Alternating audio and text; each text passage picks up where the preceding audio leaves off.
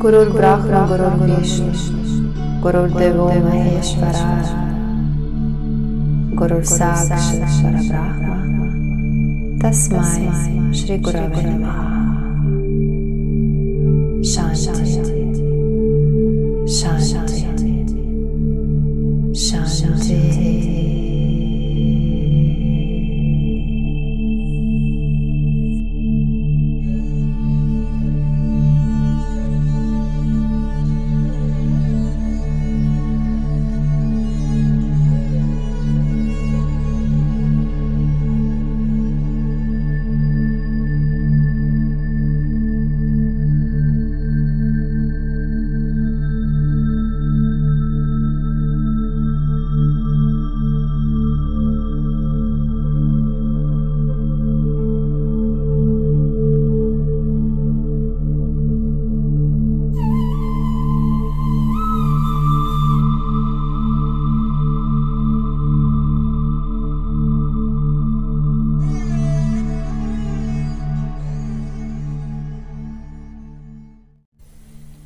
Дхарма – это высший закон. Это то, что удерживает или поддерживает. Дхарма вечна. Ее невозможно разрушить. Некоторые переводят слово «дхарма» как «религия». Но это не совсем так. Либо мы можем сказать, что дхарма – это вечная религия, неизменная религия.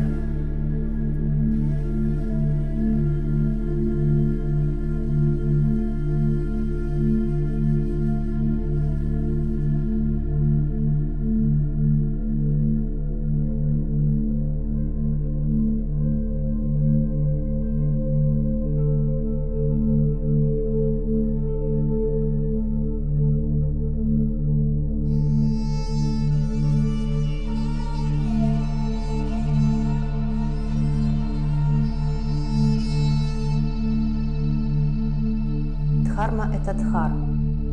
Дхарма – это истина.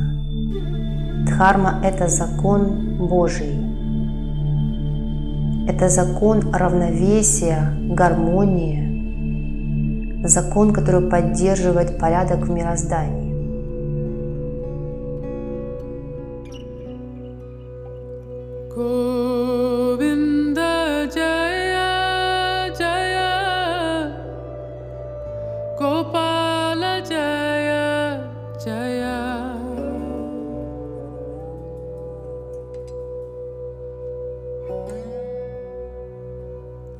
Radha Ramana Hari Govinda Jaya Jaya Radha Ramana Hari Govinda Jaya Jaya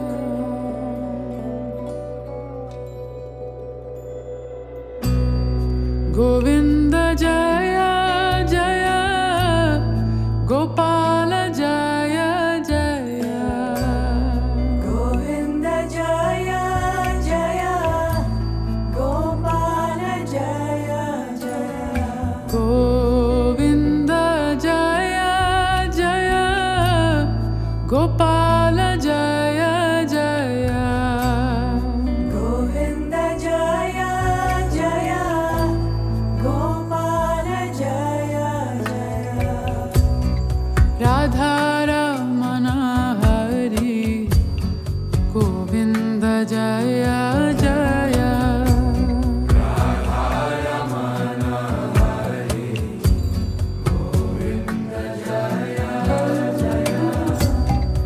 Radha Ramana Hari Govinda Jaya Jaya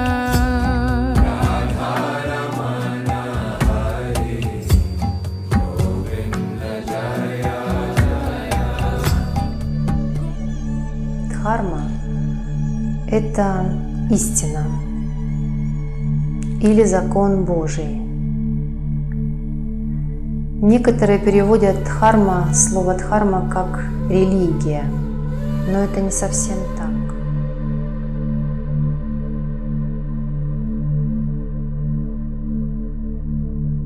Религии могут приходить и уходить. Религии могут сменять друг друга, могут видоизменяться, могут исчезать, разрушаться, снова приходить новые. Но санатана дхарма вечна. Это то, что никогда не изменяется. Это истинный закон, закон истины, который поддерживает все мироздание.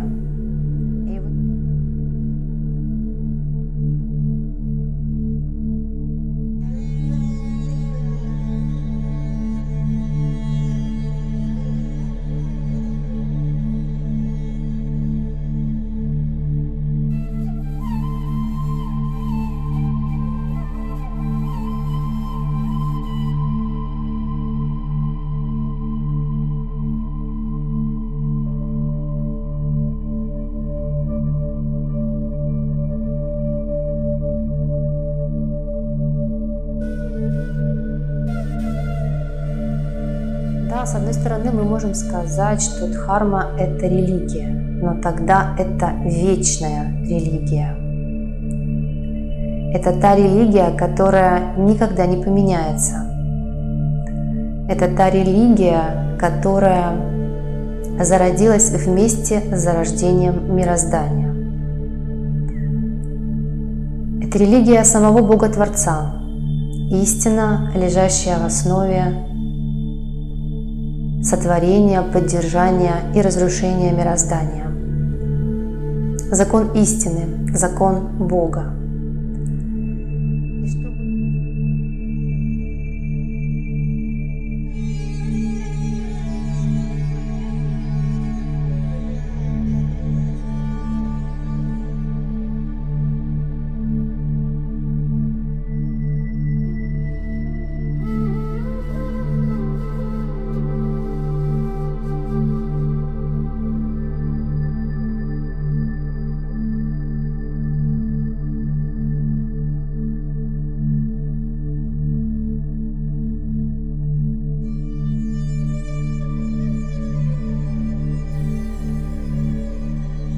Принципы ямы и неямы в йоге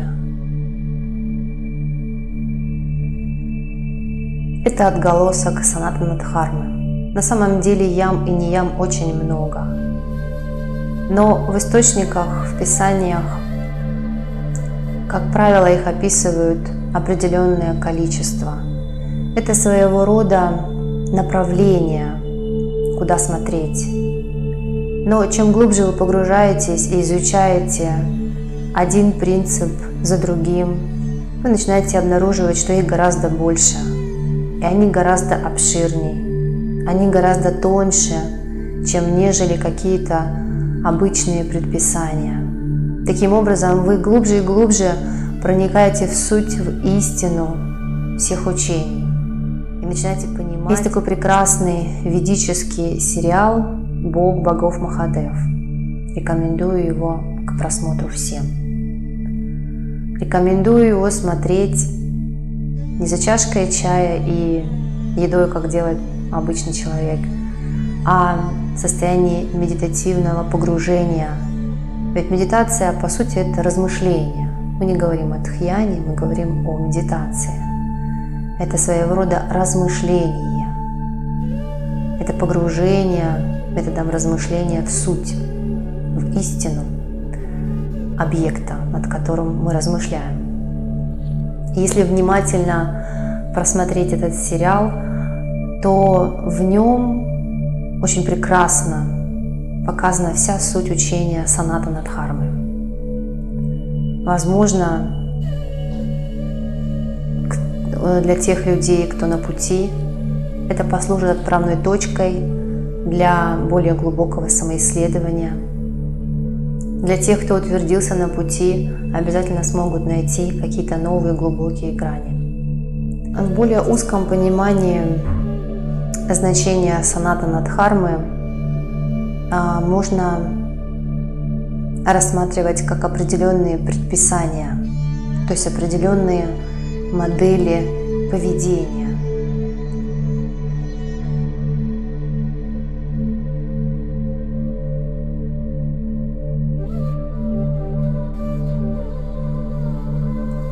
Но если мы будем просто копировать эти модели поведения, то это ни к чему не приведет.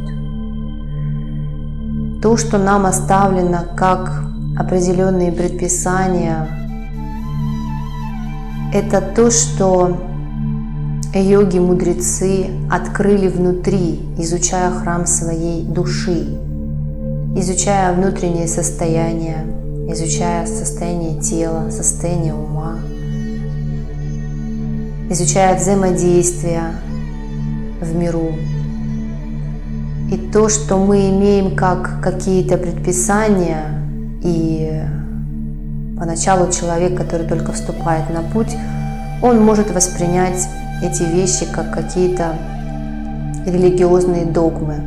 Но, к сожалению, это язык.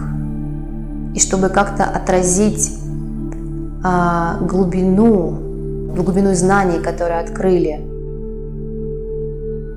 великие подвижники, изучающие храм своей души, нам потребовался язык, и мы зафиксировали что-то в определенные слова, и где-то очень даже жесткие. Но чтобы понять действительную суть этих слов, вам потребуется долгое время на исследование, на наблюдение. И тогда то, что на первый взгляд может показаться как окаменелой религиозной догмой, вам откроется в более глубоком, наиглубочайшем своем виде. Но откроется лишь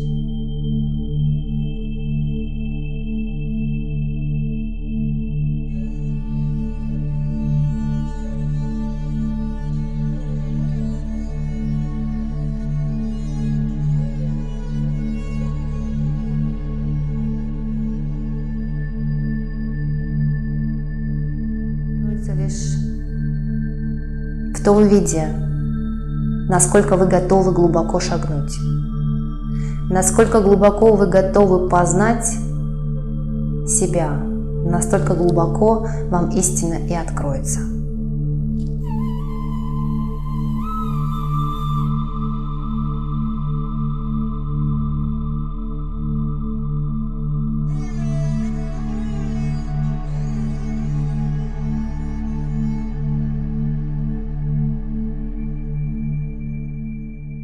Все, да и поделить. Как я и думал. Именно это я и полагал. Вы стоите? Вы стоите на самой низкой ступени развития. Вы еще только формирующееся, слабое в умственном отношении существо. Все ваши поступки зверины.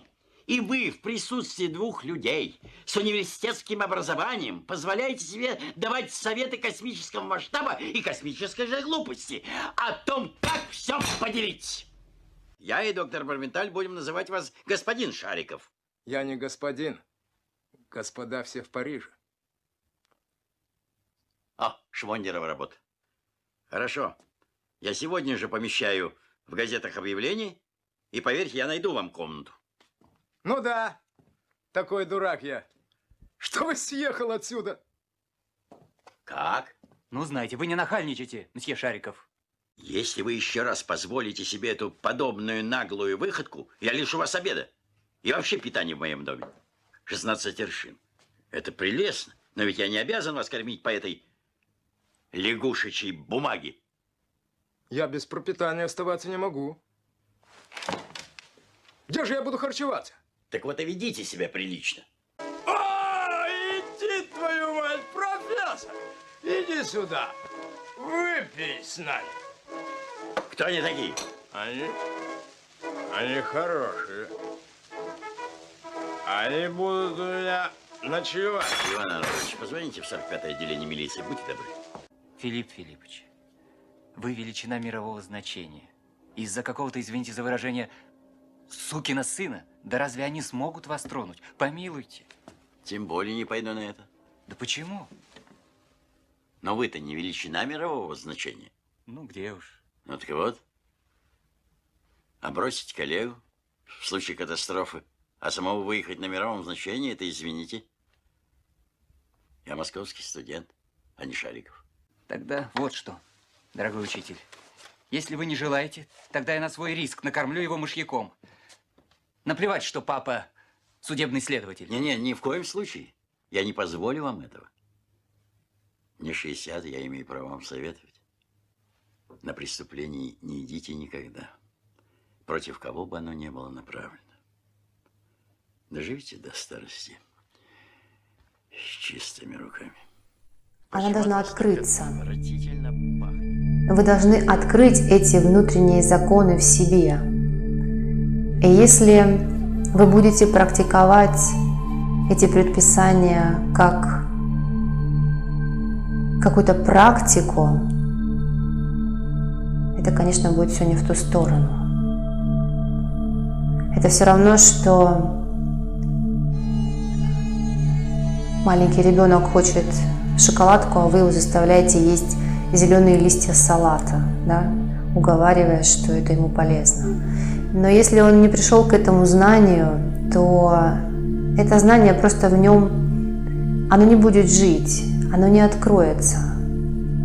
То есть это знание в невежестве, и в очень сильном невежестве.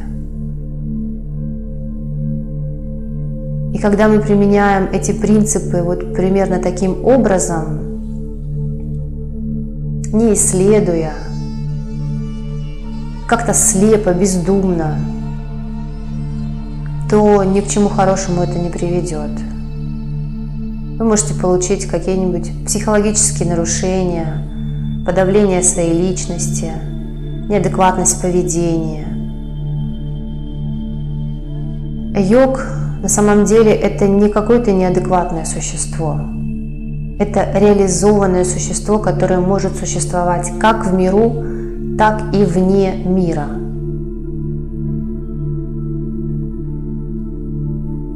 И чтобы знание в вас действительно открылось и зажило в его полной форме, вы должны практиковать йогу, самоисследование, изучать священные писания, постепенно, шаг за шагом наблюдать, исследовать тенденции ума, практиковать самодисциплину. Но к этому нужно прийти. То, что сейчас сказано словами, оно тоже выглядит как что-то, что нужно сделать против своей воли, возможно. И когда оно делается против воли и нет истинного понимания, тогда это проблемы. Тогда мы можем нанести вред. Ведь один из принципов йоги – это ахимса, ненасилие.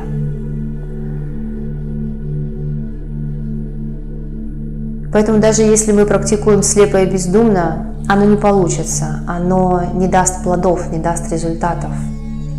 Поэтому мы должны прожить это внутри, мы должны здесь без мудрости никак не обойтись. Должно прийти какое-то мудрое понимание, что по-другому я жить уже не могу.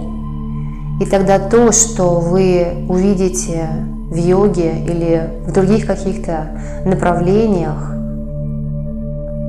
различные предписания, они не будут противоречить вам. Они не будут вам противоречить. Они просто будут раскрывать в вас истину шаг за шагом, все глубже и глубже. И когда вы это встречаете, у вас ничего, кроме радости, не может возникнуть. Когда вы встречаете это, вы понимаете, что да, это то, что я искала, это то, что мне нужно было. Это то, чего мне не хватало. И вы цепляетесь за это, как за спасительную соломинку. Тогда это, что называется, вы вошли в резонанс.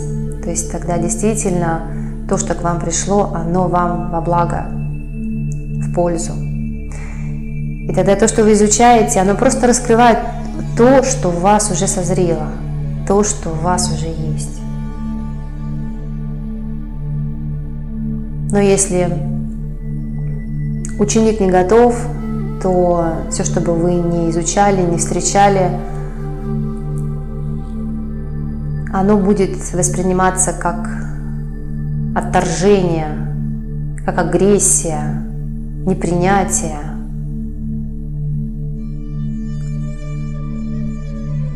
Саттва – чистота. Это, пожалуй, одно из близких значений к значению Санатана Дхармы. Вот есть 3 у нас.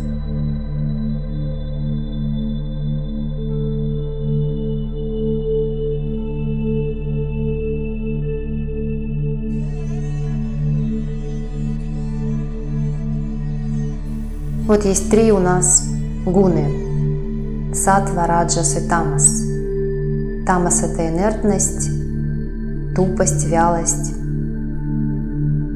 Раджас – это движение, стремительность. Саттва – это чистота, покой, простота, тонкость. Это самое тонкое, ровное состояние.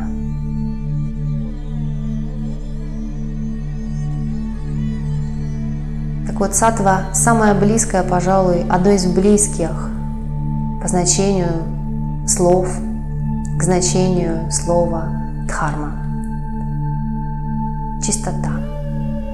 И если форму не наполнить саттвой, она обязательно наполнится раджасом или тамасом.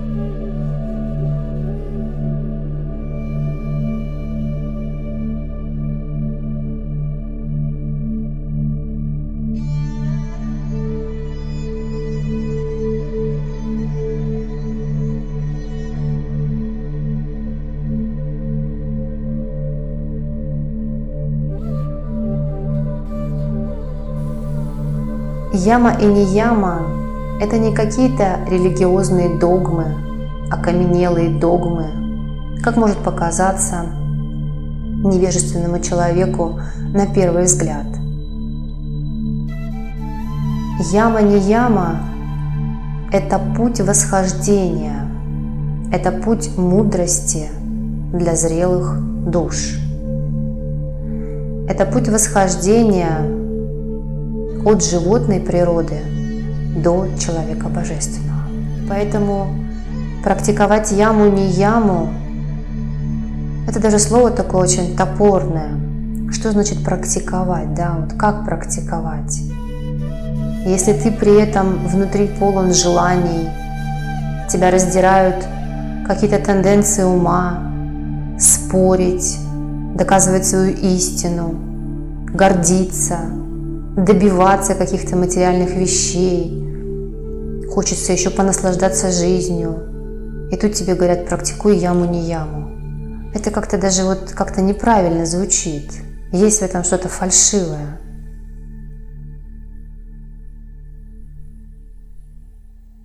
К яме-не-яме и к йоге приходят зрелые души.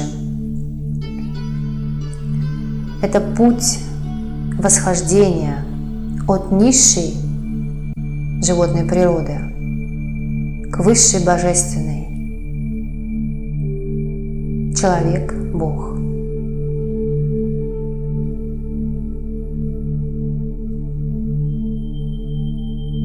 К яме-не-яме приходит душа, когда созревает к этому. И тогда яма-не-яма и остальные принципы, как и, в общем-то, весь йогический путь, он не вызывает диссонанса. Он не вызывает противоречий, он не вызывает отторжения. Он воспринимается с радостью, так как душа готова к этому. Душа искала этого. И тогда данные принципы, они просто для вас как путеводная нить, помогающая идти глубже, раскрывая один принцип за другим, раскрывая еще множество таких ям и не ям, которых не описаны в священных писаниях. Но если вы воспринимаете это с отторжением и агрессией, это означает, что ваша личность еще не готова принять эти истины.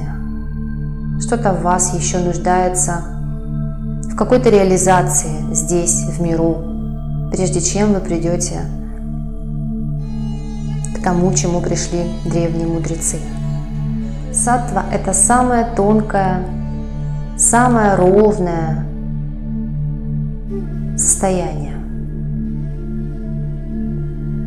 Оно не имеет ничего общего с активностью раджаса или тупостью тамаса.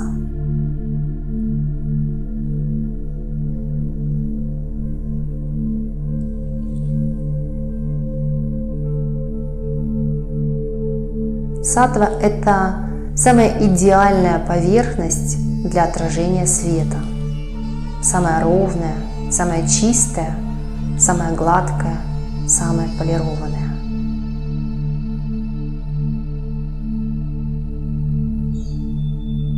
Раджас будет искажать отражение света в своей динамике, искривлении, вечной изменчивости форм, состояний. Тамас, он и вовсе практически не пропускает свет, так как он слишком темен, слишком плотен, слишком инертен, слишком черен для того, чтобы отразить солнечный свет в полной мере. И поэтому саттва – это самая идеальная поверхность для отражения света. И если вы не наполните вашу форму саттвой, она обязательно наполнится раджасом или тамасом.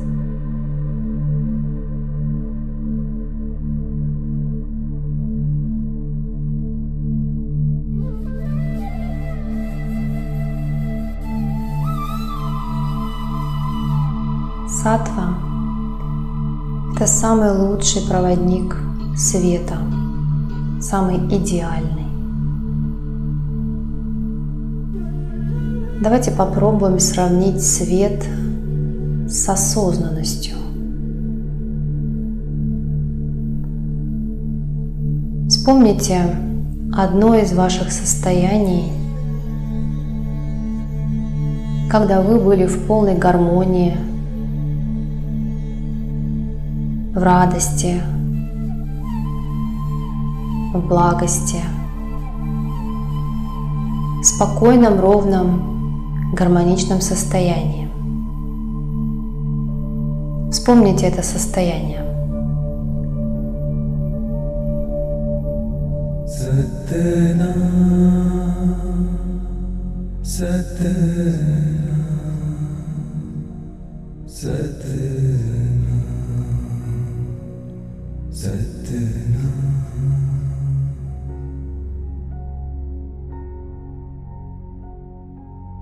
Сатна, Сатна, Сатна, Сатна.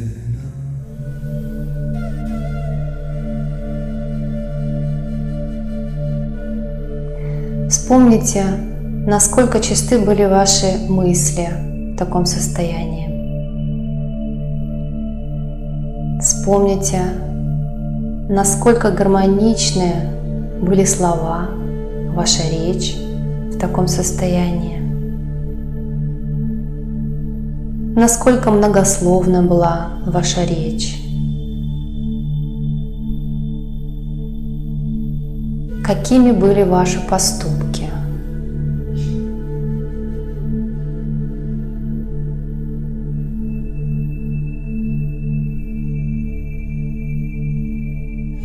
каков был уровень осознанности в подобном состоянии. Осознанность – это некое тонкое чувство развлечения истины от лжи. Это четкое, ясное, прямое видение. Это видение, не замутненное эгоистичными мотивами, оно чисто. Это видение, способность различать вивека в самых-самых тонких уровнях проявленной реальности. Так вот, насколько высок был уровень осознанности в таком чистом, возвышенном, гармоничном, саттвичном состоянии.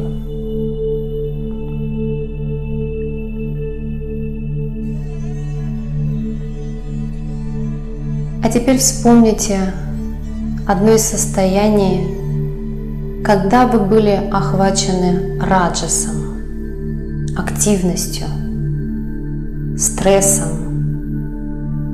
Вспомните это состояние. В таком состоянии мысли бушуют.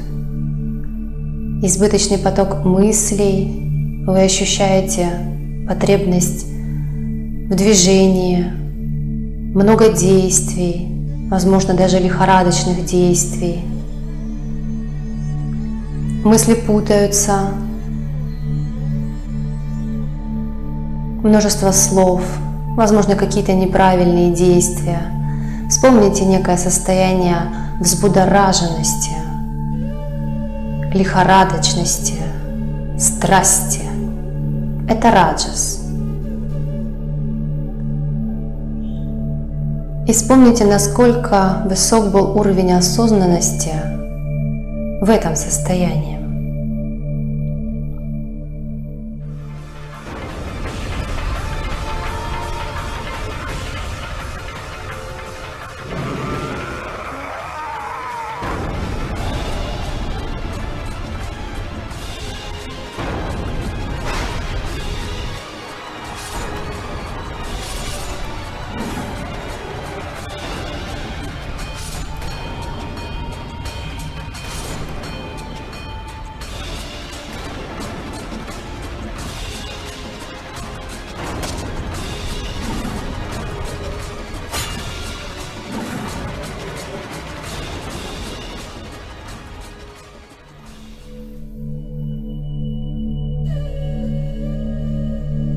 Вспомните, как много было мыслей и какого качества были ваши мысли.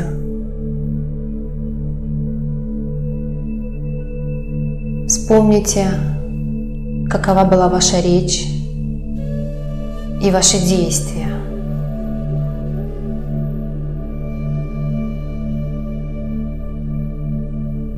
И давайте вспомним один из случаев в вашей жизни, когда вы были в состоянии подавленности. Это состояние тамаса. Это состояние, когда ваш разум находится в затуманенности, ваше сознание спутано. Вы чувствуете тяжесть в теле, вы чувствуете тяжесть в уме. Вы ощущаете лень или, возможно, чувство тяжести, притупленность, подавленность, неадекватность, инертность, тупость, вялость, сонливость. Вспомните какой-нибудь случай, который очень близок к этому описанию.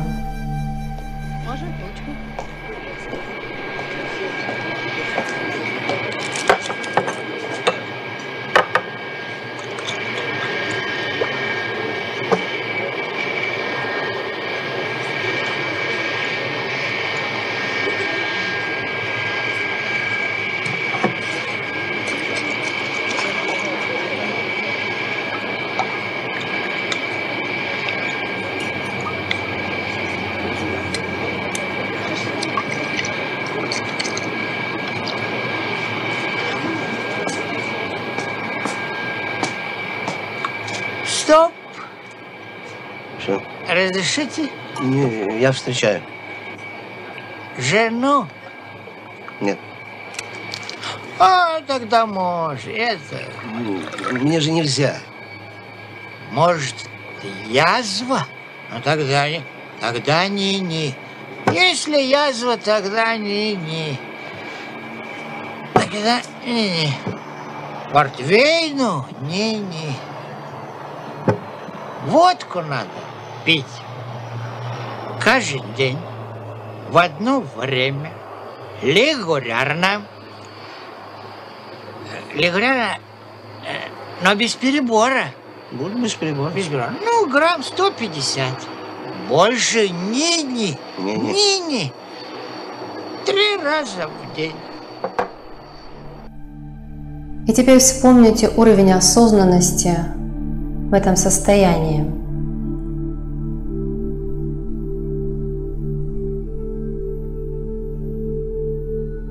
Вспомните характер ваших мыслей, чистоту ваших мыслей.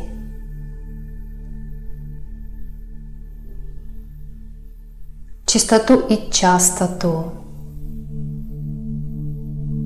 Вспомните вашу речь в подобном состоянии. Или хотя бы ваши действия. Насколько чисты и возвышены были ваши мысли в подобном состоянии.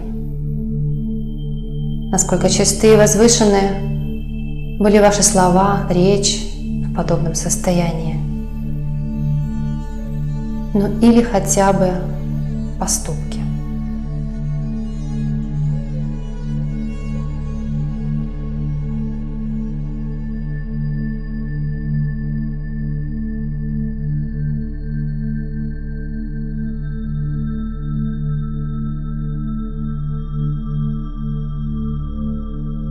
Некоторые сравнивают принципы ямы и не ямы с психологией. Но это не совсем одно и то же.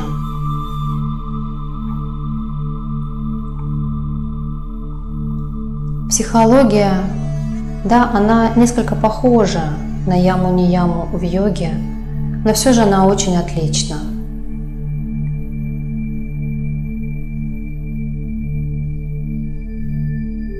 Западный и восточный подход к личности кардинально отличается. Мы сейчас с вами не зря вспоминали 3 состояния. Саттвичное, возвышенное, гармоничное, тонкое, спокойное. Раджасичное, возбудораженное, активное, огненное. И тамасичное, темное, состояние отупления, вязкости. И давайте применительно к тому, что мы вспомнили, мы попытаемся подумать. Вот 3 таких жестких разграничителя. Тамас, раджас и саттва. 3 разных гуны. 3 разных характеристики одной и той же энергии в проявленном мироздании.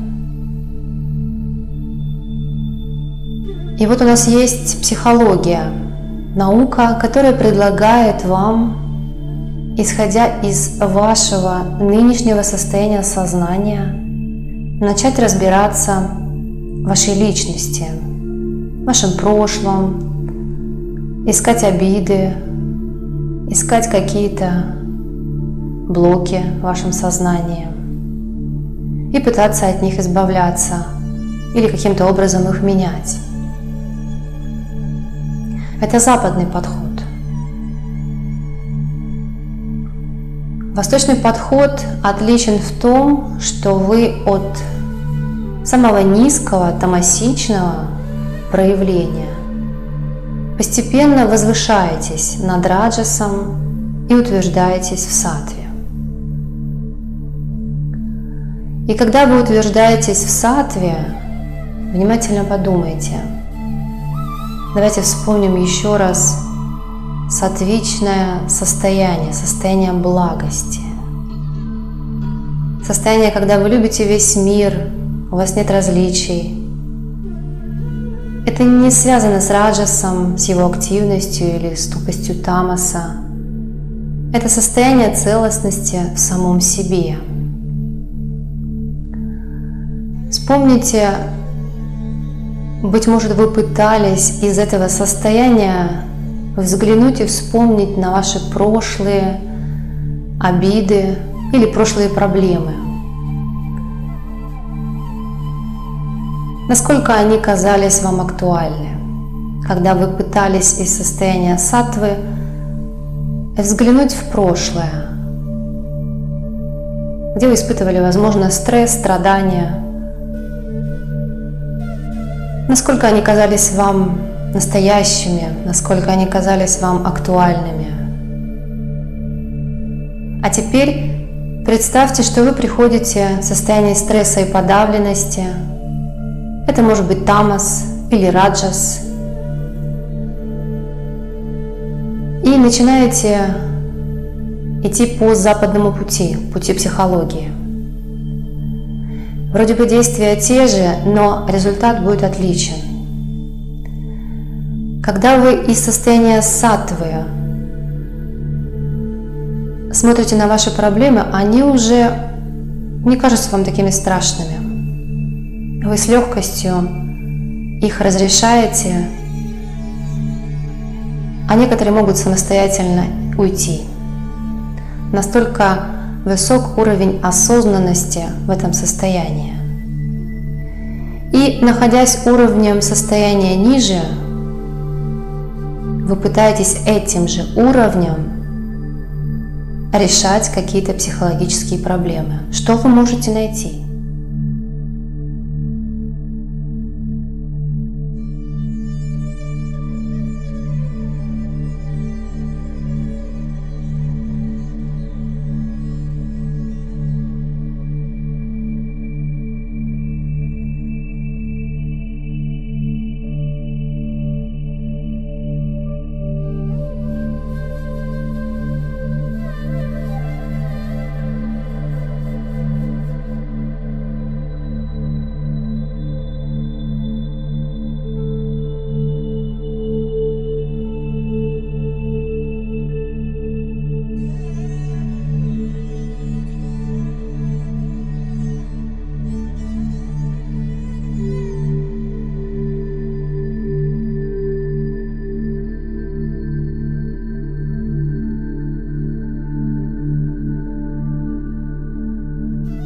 В этом кардинальная разница между восточным подходом и западным подходом.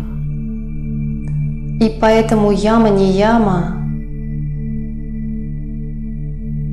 – это не какая-то прихоть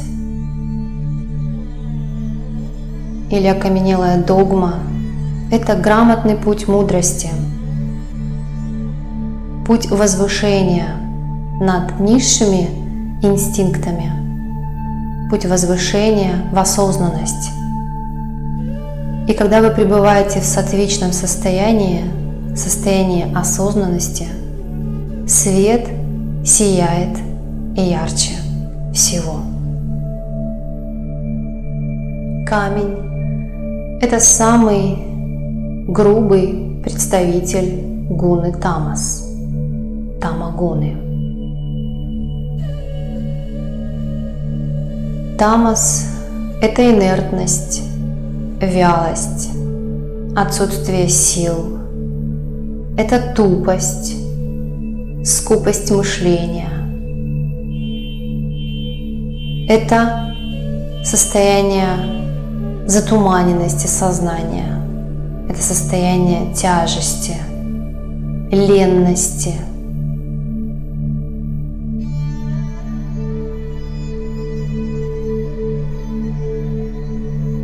Это состояние тамаса, тамагуна. Типичный представитель гуны раджас – это человек. Раджас – это активность,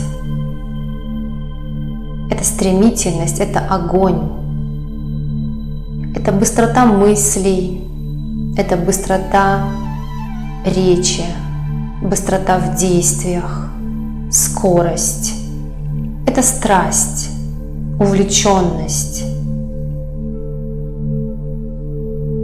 Это также и раздрай, активность, неудовлетворенность, достигательство.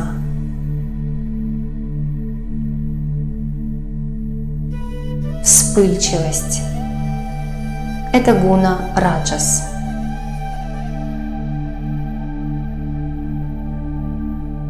Саттва.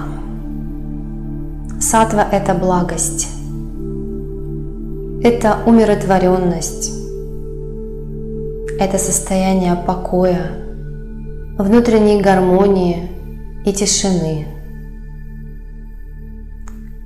Это тонкое, возвышенное состояние.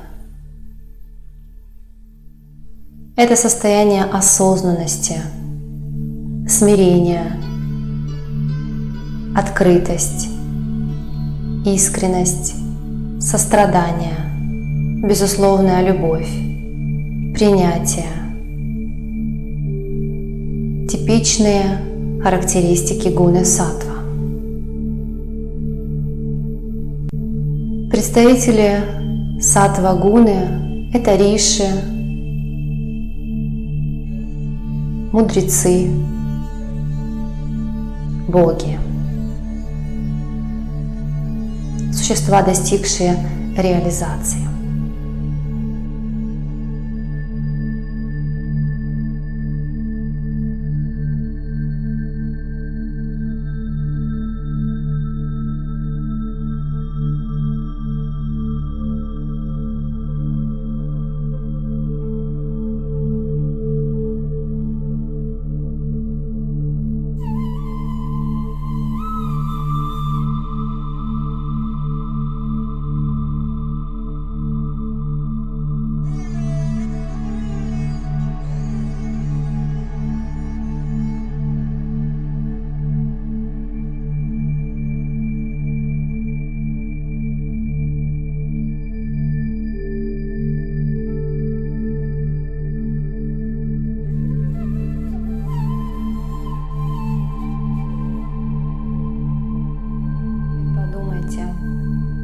Какая из поверхностей лучше всего отражает солнечный свет? Правильно, это сатвичная, чистая, ровная, гладкая, без искажений. Некоторые считают, что яма-нияма – это какие-то низшие ступени в йоге. Но это не совсем так. И яма-нияма – это не ступени, которые садхака поделал и бросил. То есть ступень – это нечто, что вы уже прошли. В действительности яма-нияма является частью, а не ступенью.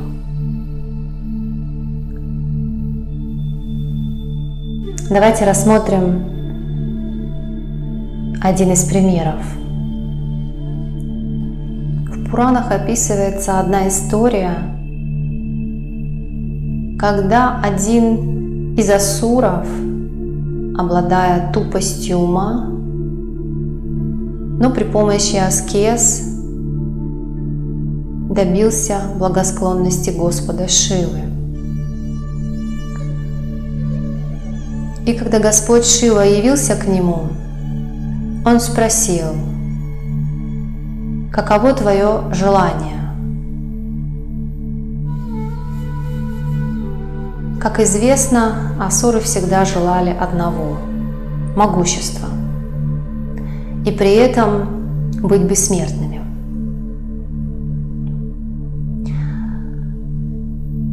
Тот асура попросил огромнейшей силы, чтобы он смог испепелять любого своей силой. На что Господь Шива ему ответил: «Для чего тебе сила? Попроси лучше ум». Но так как тот асура пребывал в состоянии тупости, он не понимал. Он ответил Господу Шиве: «Что я буду делать с умом? Для чего мне ум? Я хочу силы. Дай мне силы». Господь Шива еще раз спросил его, чтобы он подумал, но асур был непреклонен в своем желании. И тогда Господь Шива исполнил пожелание того асура. Он одарил его огромной силой. При помощи прикосновения своей руки он мог испепелять любого. И этот асура тут же начал пользоваться своей силой и был очень доволен, что он непобедим. Он испепелял все и вся. И, как известно, в подобных ситуациях боги приходят в ужас от того, что мироздание выходит из гармоничного состояния и приходит в состояние уничтожения. Они взмолились Господу Вишну. Господь Вишну принял форму прекрасной девицы и предстал перед этим асуром в виде танцовщицы, прекрасной, красивой, перед обликом которой никто не мог устоять. А так как тот асура обладал тупостью разума, он не заподозрил ничего дурного. Он начал ухаживать за этой красоткой, пытаться как-то ее охмурить. Она пообещала ему стать его, если он будет танцевать танец вместе с ней. Он, конечно же, согласился. И танцовщица показывала ему различные движения телом. Асура повторял за ней. И в самом конце, когда девица сделала последнее движение, в котором нужно было положить ладонь на собственную макушку, асура ничего не заподозрил и положил собственную руку, которая обладала силой, которую он получил от Господа Шивы. Он положил данную свою ладонь себе на макушку. В этот момент он сам себя сжег собственной силой.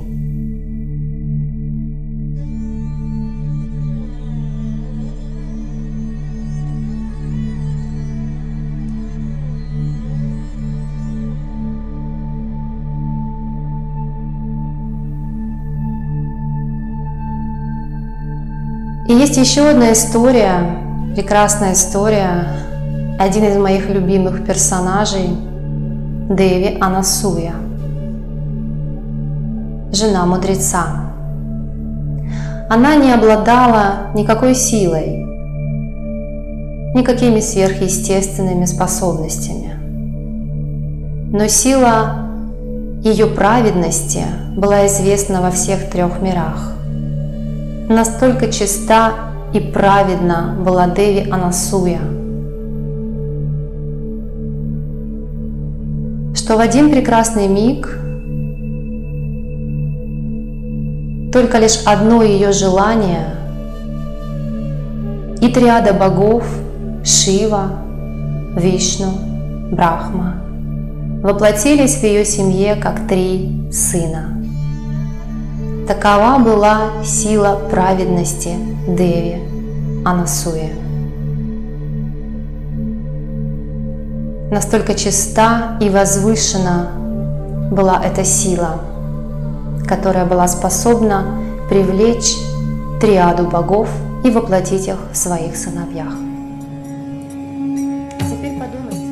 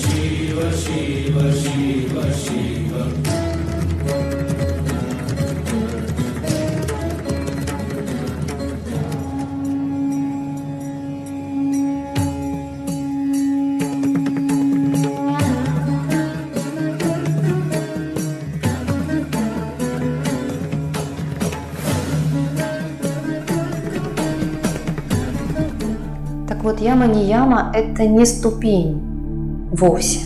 Яма-нияма – это часть целого, это основа.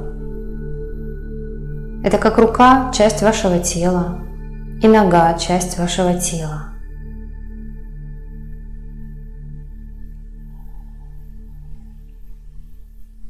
От того, что вы осознали, что тело находится внутри вашего ума, вы не перестали от этого пользоваться телом. Точно так же и яма-нияма. Она лежит в основе всего. Когда-то вы изучали 1 плюс 1 равно 2. Но это не значит, что вы изучили и забыли про это. Данное правило лежит в основе дальнейших, более сложных действий. Например, когда вам дают вместо $80 100, вы точно знаете, что вам нужно дать сдачу $20. И знание 1 плюс 1 равно 2 уже лежит в основе этих действий. То есть это не то, что вы поделали и забыли.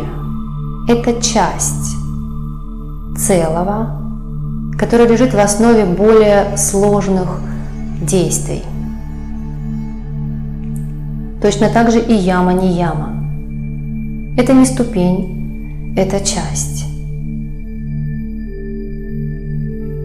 Некоторые йогические источники рекомендуют наоборот. Сначала выполнять асаны, пранаямы, медитации, а уже в конце приступить к исследованию ям и неям. Вы только вдумайтесь в это. В конце духовного пути. То есть в конце духовного пути яма и нияма – это как последняя ниточка, удерживающая садхаку в конце его пути в этом материальном мире.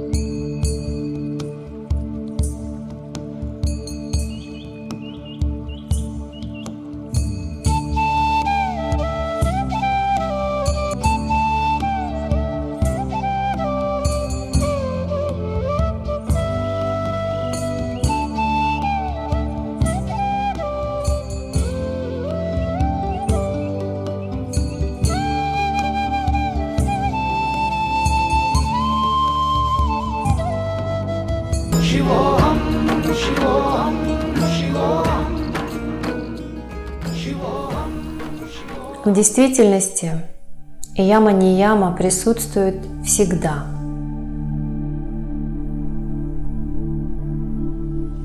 И если яму-нияму практиковать как практику, и только лишь потому, что кто-то сказал или потому, что так написано, это называется религиозной догмой. А все, что неестественно, будет вас подавлять. И яма-нияма должна прийти через мудрость, через размышление, осознанность, через самоисследование. И тогда она станет абсолютно естественной вашей частью, как формы, проявленной в мироздании.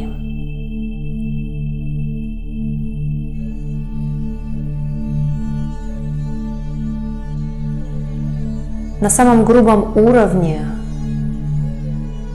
мы уже создали себе напоминание о виде законов. Убьешь – попадешь в тюрьму, украдешь – попадешь в тюрьму. Это напоминание самому себе о том, чего не следует делать. Ты же не враг сам себе. Это самый плотный, самый грубый уровень. В действительности, когда вы начнете исследовать, вы обнаружите, что у ямы-неямы очень-очень много уровней. Один из принципов ямы-неямы – сатья – правдивость.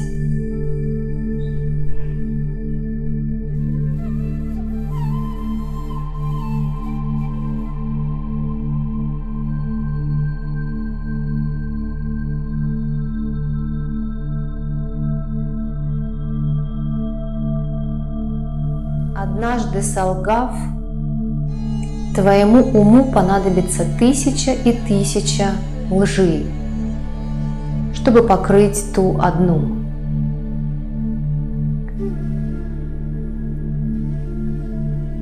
И вместо того, чтобы пребывать в Сатчитананде и наслаждаться Богом, вы пребываете в низких уровнях сознания. В вашем уме бесконечные потоки мыслей. Ваше тело совершает бессмысленные действия. Одна мысль порождает следующую, третью, четвертую. Одно действие порождает следующее, снова следующее. Этому нет конца.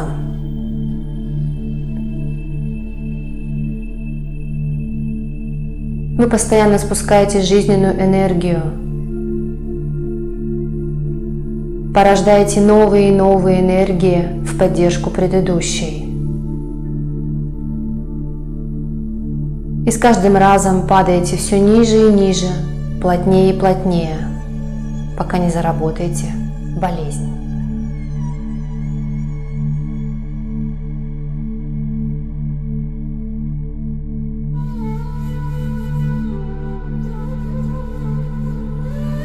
Или, например, принцип апариграха – не накопительство, не принятие даров.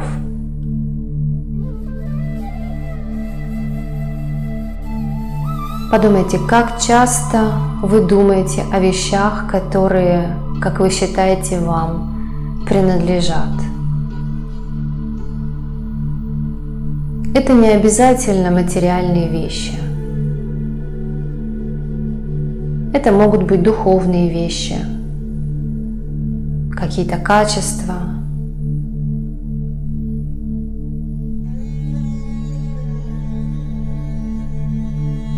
Сколько таких вещей? Подумайте, сколько всего вы присвоили как «моё».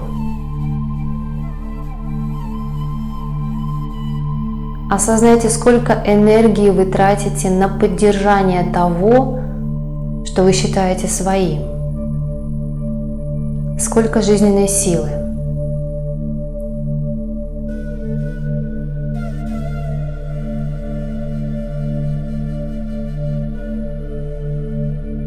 Каждая такая вещь занимает место в вашем сознании.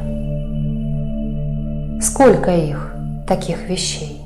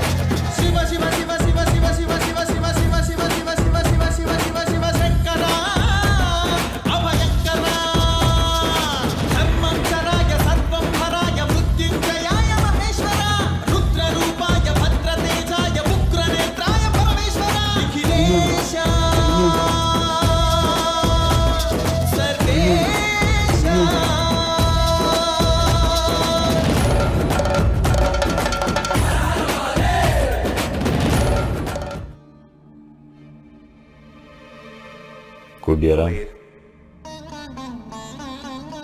ты обещал удовлетворить голод Ганеши?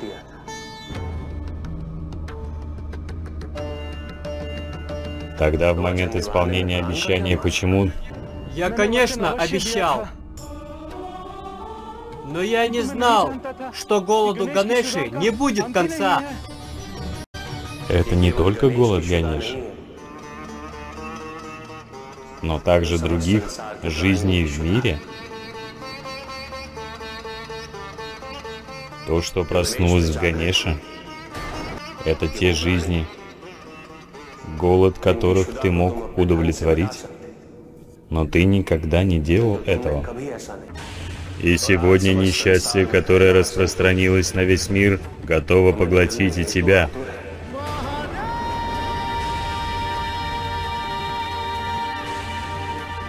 Кубера,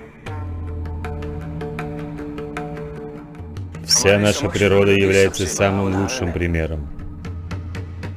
Если природа, воздух, воду, фрукты и цветы, мы будем запасать только себя, то что в таком случае произойдет со всем миром? Но природа никогда не поступает так. Она поровну дает каждому все необходимое для жизни. Пожалуйста, прости меня. Я совершил ошибку, не поняв тебя.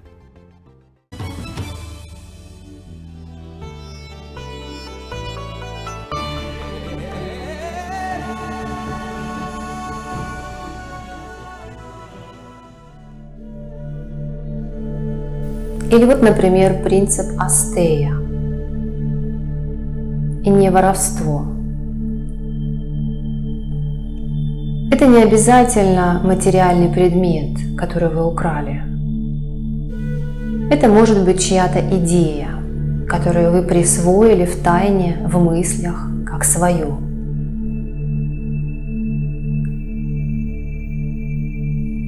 И вы даже можете себя как-то оправдать. Но высшее Я не обманешь. Ведь высшее Я – это не что-то отдельное от вас, как дедушка с бородой в облаках. Это тот же вы, только более высокий принцип вашего бытия. И когда-нибудь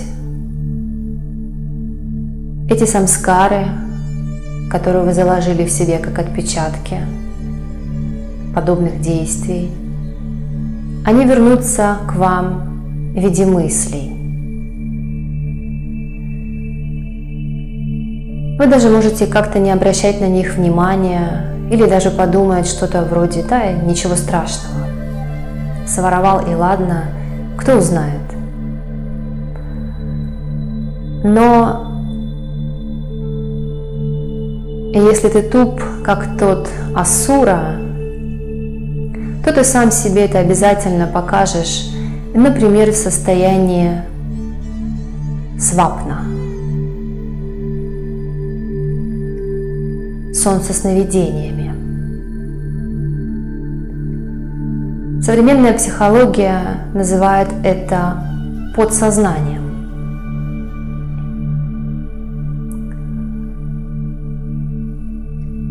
И если я приду к тебе в состояние свапна, ты не сможешь мне солгать.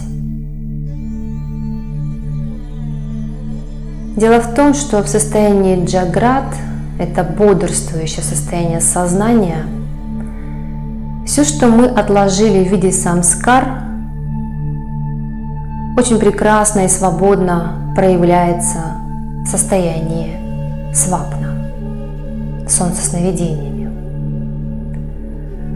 Эти два состояния отличаются друг от друга тем, что в состоянии джаграт, в бодрствующем сознании, есть некий тормоз, как некое такое сокрытие, которое абсолютно отсутствует в состоянии сна со сновидениями. И поэтому все то, что вы спрятали в бодрствующем сознании, свободно, без препятствий прорастает состоянием свапны.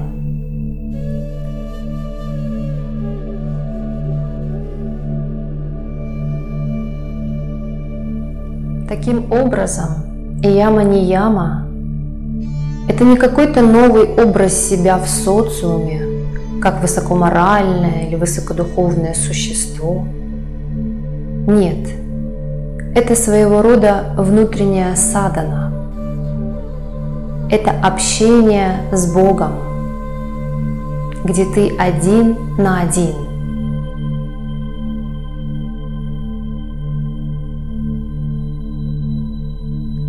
Где ты един с Богом. Но прийти к этому можно только через ровную, гладкую, отражающую поверхность – саттву. И яма-нияма не может практиковаться как таблица умножения.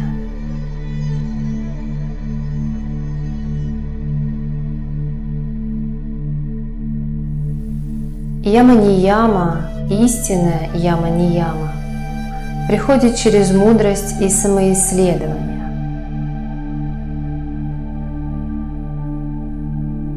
Когда-нибудь ты сядешь в медитацию и увидишь все то, из чего ты состоишь. Все эти бесконечные потоки мыслей, связанные с желаниями, а в основе которых лежит мысль «я» и «моё». Одна мысль порождает другую мысль, третью.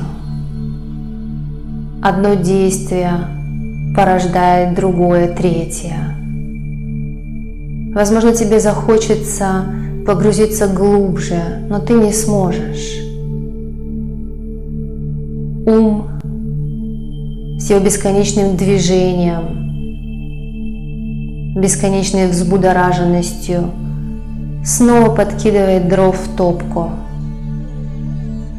А там вкусный пирог, может быть, попьем чаю, а нужно сделать то-то и то-то, то-то и то-то. И этому нет конца. Бесконечность.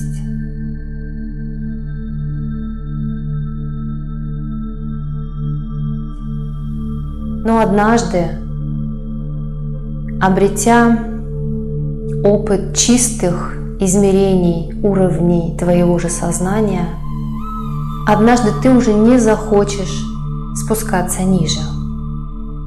Ты же не враг сам себе. Тебе захочется погружаться глубже и глубже в чистые божественные измерения. Возможно, даже однажды, когда ты сядешь в медитацию, и вместо привычных 70 тысяч мыслей пролетит только одна о мирском. Даже это тебе покажется осквернением Бога. Настолько чистым будет твой уровень восприятия и осознанности. И это не какая-то гордыня. Это за пределами хорошо или плохо.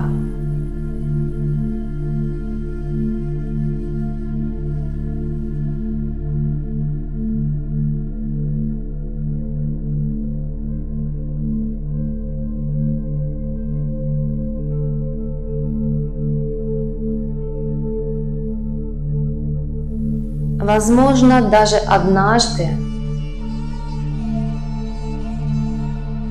в состоянии свапна ты увидишь, как ум плетет паутину из собственных самскар. И подобно тому, как в состоянии джаграт ты используешь будхи, разделяющие интеллект, отделяющие зерна от плевел, подобно этому ты сможешь сделать то же самое в состоянии свапна. Таким образом, ияма-нияма – это нечто более глубокое, чем просто модель поведения этого тела в состоянии джаграт.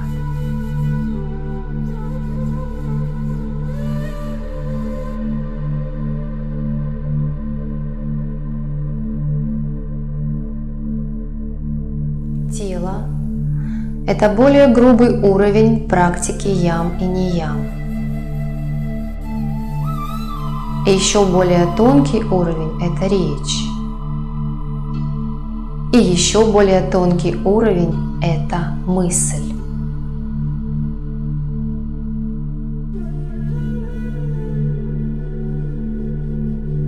В древних источниках есть масса историй, описывающих, как великие подвижники, мудрецы, йоги не позволяли себе лгать не то что в шутку, но даже в мыслях.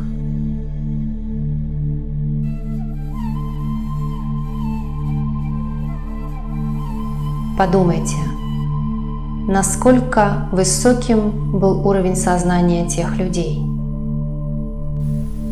Джаграт – это самый плотный уровень сознания. Свапна – более тонкий. Сушупти – еще тоньше.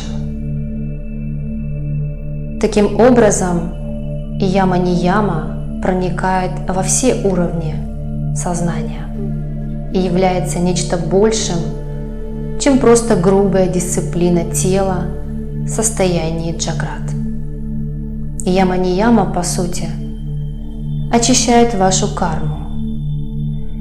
И, как сказано в некоторых источниках, удерживает на последнем этапе его пути в мироздание.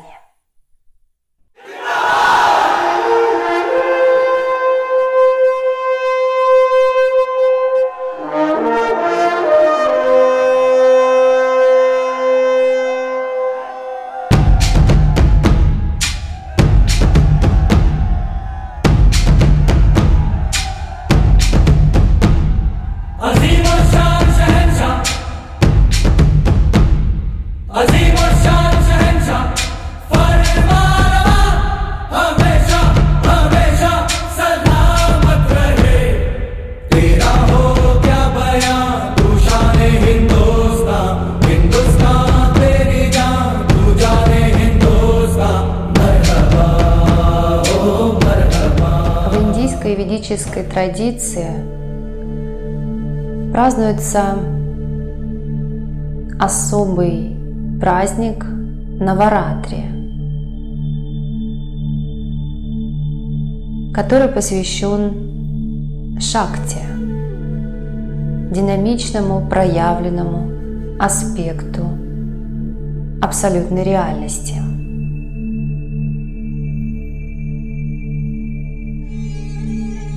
Шакти одна. Это сила, энергия. Но проявляется она в разных формах и обладает разными свойствами и качествами. Данный праздник празднуется в течение 10 дней. В первые 3 дня празднование посвящается богине Кали, Дурге. Богиня Кали обычно изображается темно-синей или черным цветом, символизирующий разрушительный аспект Шакти, поглощающий в себя проявленный мир.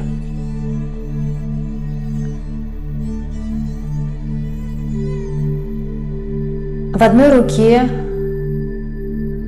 богиня Кали держит меч, которым она отрубает головы, но не физические головы, она отрубает эгоистичное начало. Вся ее шея украшена гирляндой из черепов. Она устраняет грубое, эгоистичное начало в человеке, которое является отвлечением на духовном пути. В другой своей руке богиня Кали держит чашу, которую она наполняет кровью от отрубленных голов, а затем выпивает кровь. Таким образом, она поглощает и растворяет в себе яд. И яд, который отравляет душу, грубое эгоистичное начало человека. Богиня Кали дарует физическую силу. Следующие 3 дня почитается богиня Лакшми. Богиня Лакшми обычно изображается в золотом цвете, с массой драгоценностей, украшений на теле, так как символизирует собой процветание, силу, созидающую. Богиня Кали отрубает жесткое эгоистичное начало. Таким образом, личность трансформируется, и богиня Лакшми наполняет личность созидающей силой, дарующей благосостояние, богатство, развивающей такие качества, как любовь, сострадание, милосердие, непривязанность. Следующие 3 дня почитается Шакти в форме богини Сарасвати. Богиня Сарасвати обычно изображается в белом одеянии, и сама она вся светлая и белая, излучающая чистый белый свет, свет саттвы. Саттва наполняет разум человека чистотой, прозрачностью, способностью различать, тонкостью. Обычно богиня Сарасвати изображается либо без украшений, либо с минимальным количеством украшений. Так как богиня Сарасвати, она представляет собой знания, как мирские, так и духовные. Богиня Сарасвати еще больше раскрывает творческий аспект личности, более тонкий, бесконечный.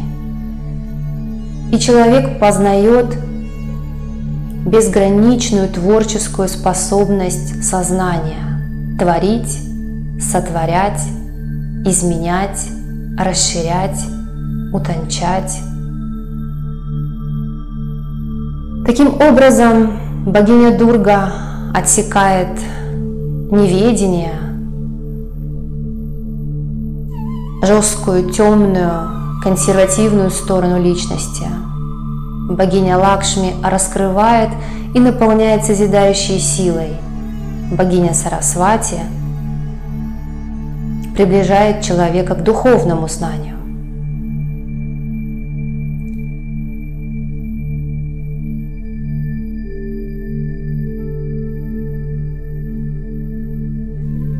Яма-нияма в йоге – это то, что возвышает наш уровень сознания от инстинктивных, более плотных состояний восприятия в более тонкие и возвышенные. Вся наша чакровая система, она отражает это. Нижние чакры больше связаны с грубым материальным миром. Это базис, основа. Это инстинктивный уровень, уровень выживания. Человек с подобным восприятием воспринимает мир очень плотным, сознание его очень жесткое и, как правило, направлено на выживание и все, что связано с этим телом. Желание размножаться, желание защищать потомство и желание есть, спать, обороняться и совокупляться. Средние чакры, энергетические центры, они, как правило, проявляют такие свойства, как расширение сознания. Здесь появляются другие желания. И если на нижних уровнях желания очень примитивные и очень плотные, связанные с желаниями этого физического тела,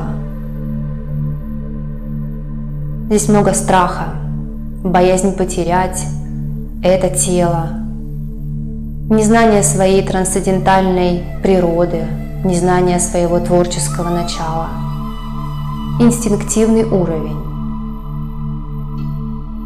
Средний отдел проявляет такие качества, как творческие способности.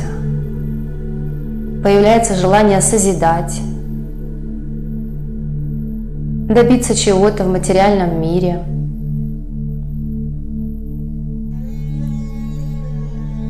Желание процветать, обогащать свои знания, желание развиваться. Таким образом, сознание обретает новый взгляд на мир. Уровень сознания несколько иной. Если на нижнем уровне эго еще очень сильное и очень плотное, то на среднем оно еще присутствует, но уже не такое плотное. Высшие чакры – это врата в духовный мир.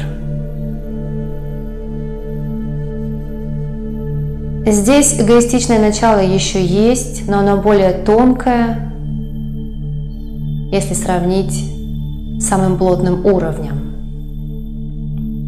Здесь человек познает безграничные творческие возможности, творческую игру в проявленном мире и начинает постигать мир запредельный. Подобным образом, как празднуется Наваратри, яма-нияма постепенно возвышают уровень сознания от инстинктивного до божественного.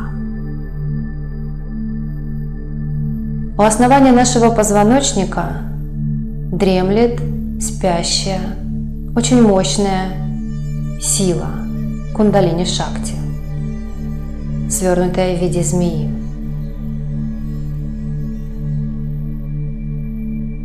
Практикуя яму-нияму и йогические дисциплины,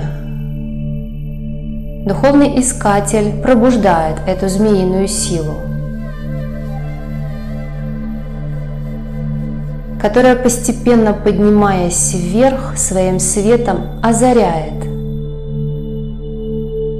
и наполняет чакры. И в тот момент, когда она достигает самой высшей чакры, где расположен источник сознания, происходит взрыв. И человек осознает свою высшую сущность. За пределами тела, за пределами желаний, за пределами привязанностей, за пределами 5 органов чувств.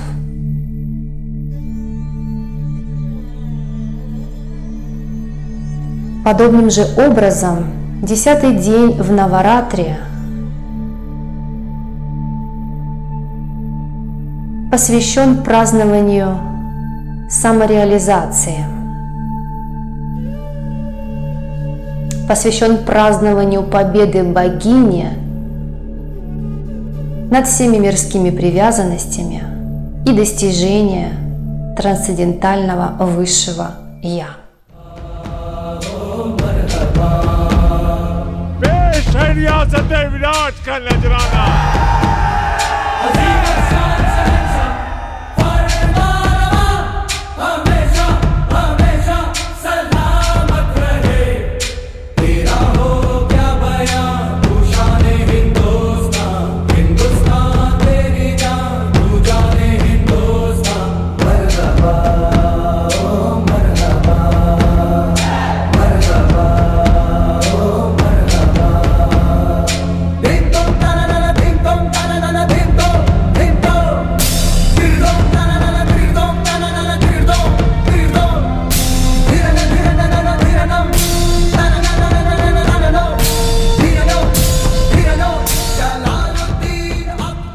Некоторые думают, что практиковать яму-не-яму не обязательно.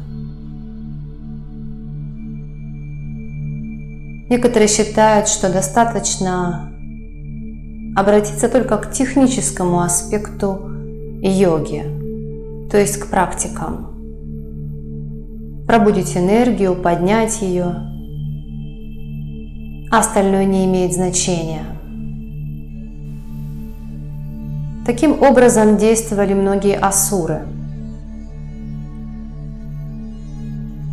И результат таких историй нам известен. Когда высшая сила пробуждалась, но в руках кого? В чьих руках и куда была направлена эта сила? И как сказал один христианский мистик, не фокус соединить душу с Богом. Душа и так божественна. А фокус в том, чтобы потом опустить этого Бога в свое тело и сделать божественным телом.